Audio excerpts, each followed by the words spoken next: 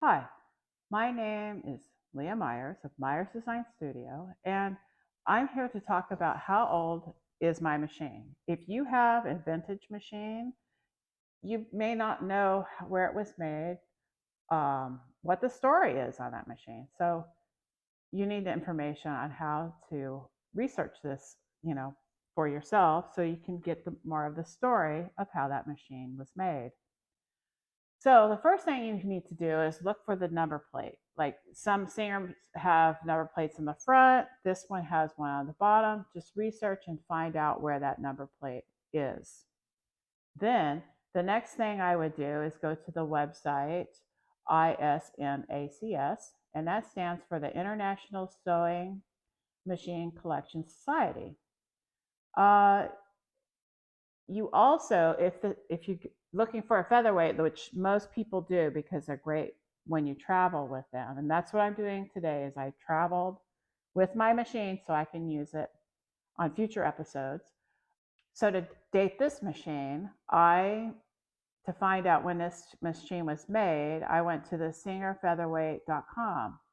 Singer featherweight with a dash in the middle. Singer dash featherweight com website. And they had a lot of information about where it was manufactured, the stories, and very, very useful articles on featherweights. I would, and also they have parts and other accessories. So if you're looking for a featherweight, which most people are, but my whole agenda with this channel is to showcase many, many vintage machines, not just Singer, not just featherweights, but many. And so that you get to learn about those other machines as well. And those will be coming on future episodes. So just stay tuned for that. But you're trying to find how old it is. And that's the first place I would go is the ISMACS website. Very first thing I would do. There may be other websites that also showcase machines. But if you get a sewing machine and you want to get it repaired and they say they can't repair it, chances are that isn't true. You can find somebody who can repair it. If you can't seem to do it locally, you can reach out to Reddit. There are subreddit uh, like subjects that you can find and have that advice there for you.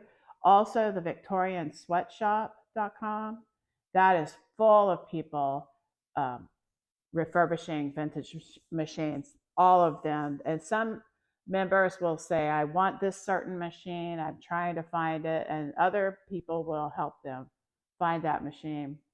So it's a really good community of vintage sewing machine enthusiasts. That's a mouthful. Anyway, and speaking of the Victorian sweatshop, I just read a really cool article about this lady that the lights all went out, the power was out, and she had this treadle machine. And she's a sewer, so she just kept going.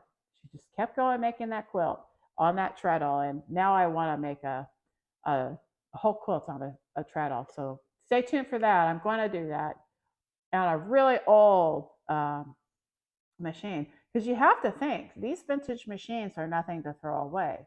You, they're meant to be loved, oiled, and and used.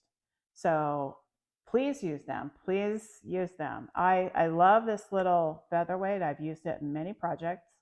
I have made teddy bears off of this little guy because of the foot. The foot is so small that I could get the little fuzzy little teddy bear material and underneath there, and I didn't have to hand sew most of it. I've also sewn big, bags because I broke three machines.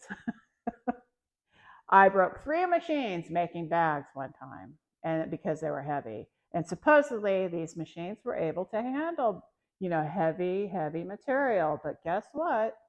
I broke them, and this little guy just I had to like hand crank it through because it was pretty thick material, but it sewed through it.